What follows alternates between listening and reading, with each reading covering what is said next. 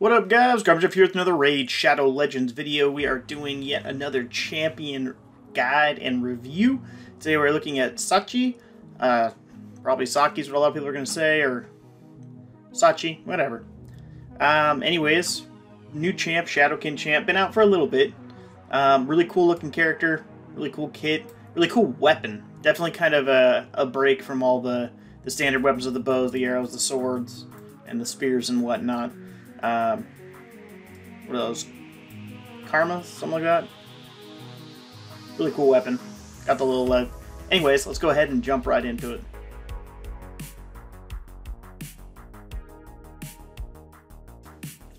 Alrighty, so here with Sachi's moves, we got the A1 Sickle Sweep. Attacks all enemies, 40% chance of placing a 50% decreased accuracy debuff for 2 turns. Can be booked up for only 4 books to a 50% chance. With decreased accuracy, that's not bad. Makes her a really, really cool champion on the AoE A1. So, I mean, blender comp possibilities. Although, I mean, her accuracy decrease hopefully isn't of any value in a blender comp. Hopefully it's wiping the other team out. But if it didn't, hey, at least they're not going to put any debuffs on you or have a lot harder time doing it. After that, you know, just anywhere you have AoEs. Spiderlings, decreased accuracy is going to help you out if you're struggling there, so on and so forth. Alright, so we got the A2, the Heart Pierce. Attacks one enemy, 75% chance of placing a 30% decreased crit rate and leech for 2 turns. You can book that up on 6 books to have a 2-turn cooldown and 100% chance. Now that is just boss written all over it. Clan boss, dragon, you know, main spider boss, any of that stuff. The decreased crit rate, then the leech, help kind of feed your team and let them take less hits or less severe hits. So big help there. Not bad, not bad. And the fact you get to do it every 2 turns, so they're always on, also really, really nice. Then we jump over to her A3, which is a support type tactic more than anything else. Places a 50% increased attack buff on all allies for 2 turns. Then attacks a single target. Fills the turn meter of all allies by 20% if the attack is critical. So basically what that means is you got to build her with a 100% crit rate, because you're going to want that 20% turn meter. Also, if you book this one all the way out for the 5 books, it's only on a 3-turn cooldown, which is pretty solid. So definitely going to keep her going and moving. You know, you get some synergy with some other champions inside the Shadowkin, you know, like Genbo and a couple others. Anyways, cool ability. You could have her maybe go in your arena team after, if you had like a speed lead that was like Lysandra, you had a speed lead that was Prince Kaimar. She's definitely going to help to keep the other ones topping up. Plus, she's going to give that buff of the increased attack before you debuff her and before possibly your nuke her. So she can kind of help out there if you don't have that second tier help. Then she also has a passive, which is False Death. Revives a random ally with 30% HP whenever this champion kills an enemy. Has a 50% chance of placing Fear debuff on all enemies for 1 turn whenever an ally is revived. So the Fear is kind of a nice little touch, only because 30% HP is not enough usually to keep a champion alive. The fact she does it when she kills someone, that's kind of nice. That could be huge for Spider, because you could keep some really weak champions alive. Or if you're struggling to just progress in Spider, she's going to keep those people up. There doesn't seem to be a turn meter anywhere. So she could just wipe out. I don't know how it works with an AoE. If she kills, you know, 10 Spiderlings, is she can bring back the 3 champions you lost? I don't know. Anyways, as usual, we're starting out with 0 books and 0 masteries. As for her artifacts and her stats, we'll look at the total overall. We got 99% crit rate, so pretty close to 100. 225 crit damage on 3100 attack. So kind of got her built out there for that. Got the accuracy on there so she can land everything. Got moderate speed on her. I would suggest having her faster, but then again, I'm just building her a little bit slower than normal so that I can put her into my damage test team. And so now we'll go look at all the pieces here. You can kind of take a brief look. I got really, really lucky on some crit rate rolls, so I was able to stack one of my better pieces here and one of my better pieces here. I mean, that's almost 50% of my crit rate on 2 pieces. Got a little bit here. and a little bit on the speed boots as well. So we got a lot of crit damage here and there. Then for the banner, we finally got an accuracy banner, which helped out hugely. And we got crit damage and an attack ring. So there you have it. On to the next part.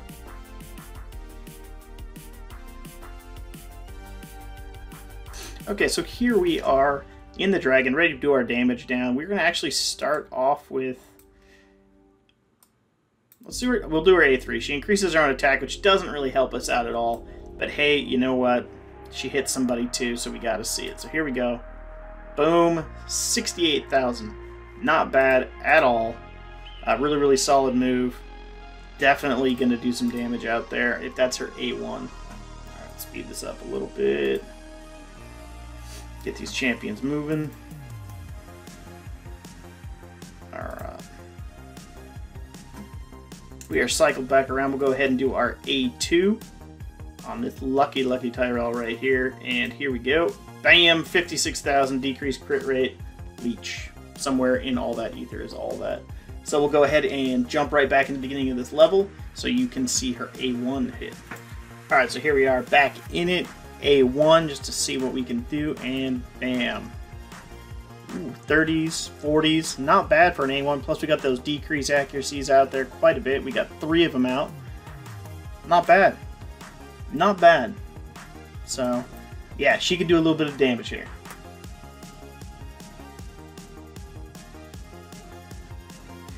Alright, so here we are in Spider. This is kind of where I want to see how good she really is going to be at, like, kind of keeping everyone at bay. She's got that decrease accuracy going on there with the A1. She's got the increased attack for our Cold Heart to get a little bit more damage in.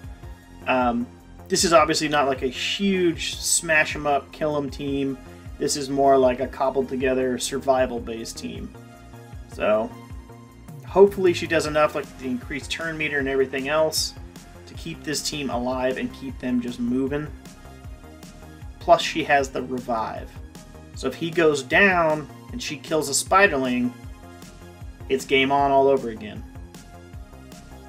And then I paired her with another revivalist just to make sure that like there's still a chance if she screws up or misses something. Because I mean, you'd build the team to survive, right? So he's down. She's probably going to bring him back first, which I imagine would put her down again. So there's a couple of decreased accuracies out there. Some more decreased accuracies. They're still landing poisons quite regularly. Alright.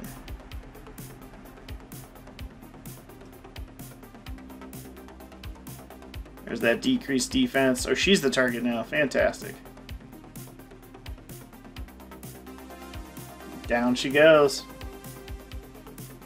Alright. So we're going to pop out of this one real quick. This is, again, no masteries, no nothing, so we're going to go ahead and drop it down.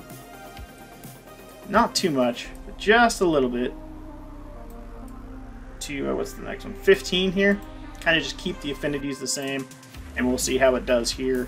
And then we'll go ahead and jump over into the next part of the video here.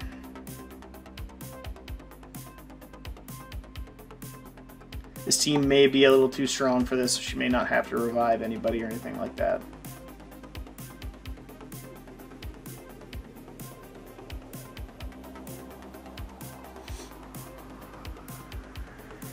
But this is a good spot where someone who's actually trying to get through this particular spider might actually use this champion.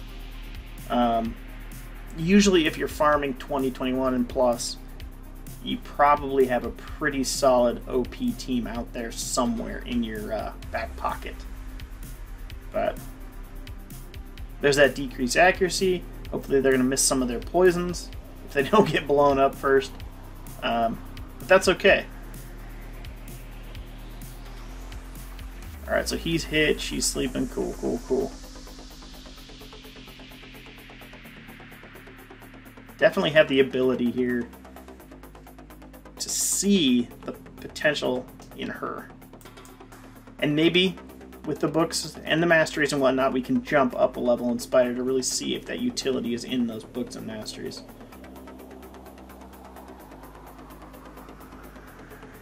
Alright, come on, guys.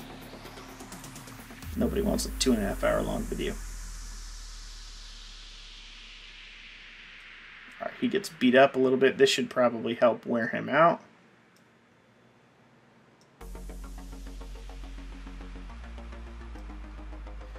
She's keeping it up, though. I mean, she's beating him pretty hard.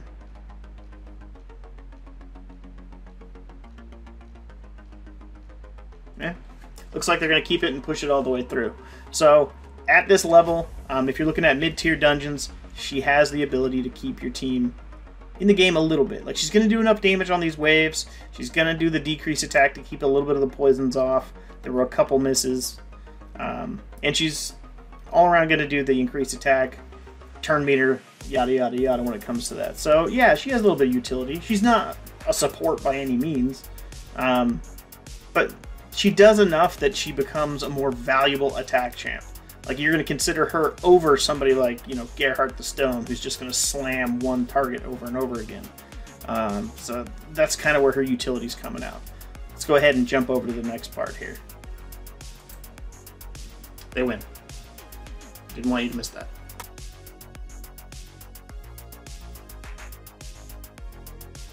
So now the question lands, do we book her? So we got 4, so it's 10, 15 books.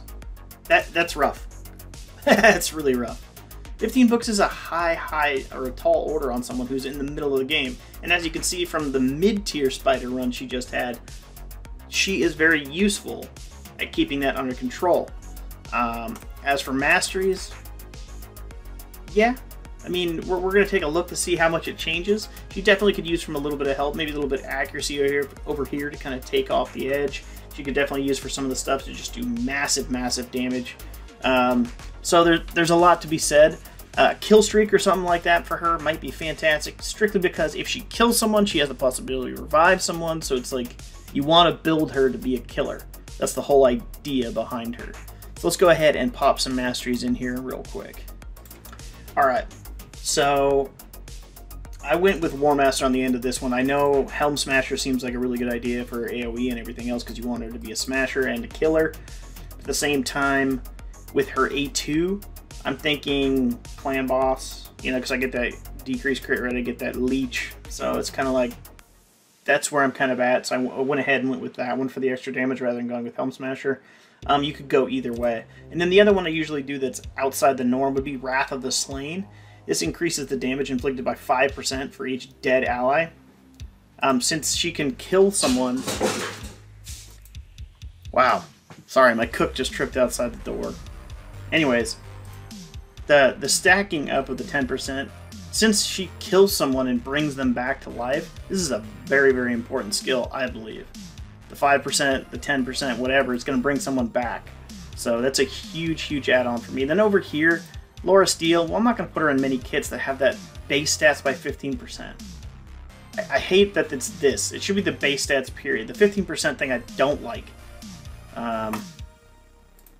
Didn't really feel the need of the Cycle of Magic. Her turnover is so quick if you book her. That's what we're about to do. So that turnover rate is, what is it? 2 turns on her A2, 3 turns on her A3. So it's like you really don't need the chance to get something back. And then I just went with accuracy and increase the duration over here. So that's really what I was going for in these masteries. Anyways, I'll go ahead and jump in here. We are going to book her out. We're 1 book shy. That's fine. We'll go ahead and throw in 6 books. Get that in there. So there's tournament points, yada, yada, yada. Got those done. Again, you could not, you could push it so you don't, walk them in. Don't waste the A1. 40% is good enough. But that's just me. Okay. Here we go. So right here, what do we have? Yeah, so it's still not quite there. Not quite done. A1 booked out, A2 booked out. We're going to be 1 book shy, so I'm going to have to go ahead and pause right here for a second and go grab another book. Alright, we are back. We got the book. I got a new shirt. Let's pop this in there, and boom, she is done. Ambush in and cranking. We got her all done up there. Let's head on back. Look at the Masteries. Got them all rocked out. Let's go ahead and jump right into Dragon and see how she does. Go ahead and start with the A3 on our unlucky crossbowman here. Turn it down to 1 and boom. Boom! 96 thou. Not a bad little hit there. Not bad at all. Go ahead and work our way back around. That turn meter definitely helps out as well.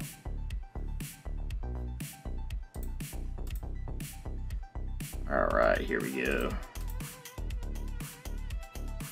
And a little speed up there. And here we go. We got the A2. We'll go ahead and hit the other crossbowman across the way there. And here we go. Boom! 91,000. Not bad at all. And we will cycle back around and see her do her A1 from the get-go.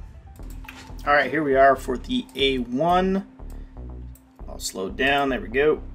Boom. 50s and mid to high 40s. So pretty solid all across the board. We got decreased accuracy. Looks like we hit 3 of them with the decreased accuracy, unless this one's got one behind there, but you can't really see.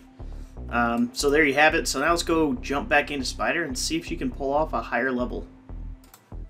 Alright, so here we are on the Spider, seeing if we can get anything else. This is Spider 19 rather than the Spider 15. She was able to push them through. Don't know how much more she's really going to give him, but we're going to see here. She's obviously going to do a little bit more damage, which is going to be great because she'll have the potential to kill more spiderlings, which should bring more people back. Also, her damage is going to wear out the spiderlings in general. All right. Really going to see the value of those books here. Not a bad team overall, of course. Popping a couple. He's going to go down, which could work out well if she goes before he dies. There we go. So she's going to go. He's going to definitely die at some point here. So he's now down. I don't know if she'll be able to take someone out with just a single shot here. Yeah, because she's going at the main spider. She'll bring him back.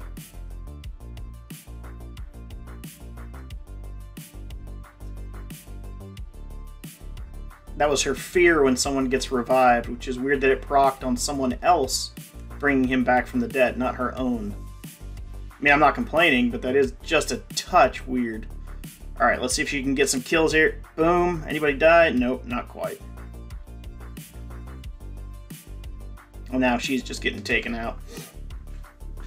Alright, good to know. Good to know. Go ahead and try it again here. Alright, so this one's going a little bit better. I did kind of manual a little bit in the beginning just to kind of get her offset. Just a little bit, hopefully trying to get that A1 to proc. I do think it's interesting that she does her little fear thing regardless of who does the revival, which is pretty cool. Hopefully we can get her to kill one of these spiderlings when he goes down. Definitely a useful tool. Could be useful in the arena that way. And you pair with an Arbiter since she no longer has the increased attack thing going on for her. Alright, let's see if her A1 here. Somebody's dead. There he comes. There you go, and you get your fears. So that's a pretty solid little revival thing, and there's no cooldown on that. The only problem with the spiderlings is she's going to target the spider. So that's, you kind of just have to luck out with it being her A1 ready to rock and roll. Other than that, you could do an ally attack champ or a counter attack champion, which those are super annoying in Spider, but just to get her to go more often and get more hits out there, it'll give you more chances to revive. So maybe not Spider, but other tough dungeons, other areas where your reviver just isn't proccing enough because they can't keep up with the wave of death. That's where she might come in and be a huge, huge help. Yeah, I mean, that just sounds like a solid place for her to go ahead and just camp out, is that secondary reviver, that backup reviver, and then knowing she's also going to cast fear when someone else revives somebody. So you kind of have that double whammy going for you. Anyways, let's go ahead and jump right into Arena. See, there's that false death again, all those fears going out there. Pretty cool. Alright, here we go. Alright, so here's what I'm kind of thinking for her in the Arena. If you don't have, you know, an increase attack champion or something like that, maybe you don't have, obviously, Hin, but just knowing that she's going to increase this attack, and then maybe I can smack somebody else I want to smack, put a little damage down on just single target, ton of damage, so they're almost out of here, and then Trunda can come in, or whoever your big hitters can come in and do whatever they want. This is my second Trunda, so she's just built really slow to go slower than Sachi, so I didn't have to change out the gear. But we'll go ahead and just auto it. I mean, she's doing some serious damage, taking out champs, keeping that increased attack alive, and then, hey, she's got her decrease accuracy on her A1, which is just solid for the arena, because, I mean, it's all about debuffing and just controlling the other champions, so not a bad champion. Decreased crit rate's also pretty big, although single target, so you need a debuff spreader, and if you're starting to get that far into it, you're probably already lost. I'm not sure if there's any other team that can go faster than here. Maybe? Maybe? Just so we can get a natural reaction of how she's going to go. Boom! Took out the big target there. Holy cow, that was a hit.